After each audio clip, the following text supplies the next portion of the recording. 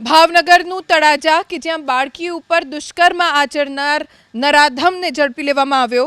11 વર્ષીય બાળકી પર 32 વર્ષીય કરણ નામના યુવકે દુષ્કર્મ આચર્યાનો આરોપ છે। એકલતાનો લાભ લઈને આરોપીએ બાળકી પર વાડીમાં દુષ્કર્મ આચર્યું। ફરિયાદ નોંધાતા જ પોલીસે ગણતરીના કલાકોમાં આરોપીને દબોચી લઈ કાર્યવાહી હાથ ધરી છે।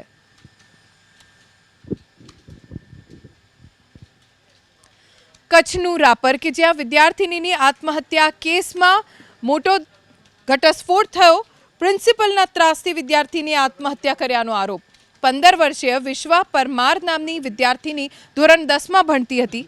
17 જાન્યુઆરીએ તેણે પોતાના ઘરે ગળે ફાંસો ખાઈને આત્મહત્યા કરી લીધી। પરિવારે દફન વિધિ પણ કરી નાખી। બાદમાં તેના રૂમમાંથી સ્યુસાઇડ નોટ મળી આવી, જેમાં વિશ્વાએ સરકારી હાઈસ્કૂલના પ્રિન્સિપલ જિજ્ઞાસાબેન ચૌધરી ત્રાસ આપતા હોવાનું લખ્યું છે। વિશ્વાના માતા પિતાએ પ્રિન્સિપલ સામે ફરિયાદ નોંધાઈ છે, જેના આધારે પ્રાંત અધિકારીની હાજરીમાં દફનાવાયેલો મૃતદેહ બહાર કાઢી પોસ્ટમોર્ટમ અર્થે જામનગર મોકલવામાં આવ્યો છે।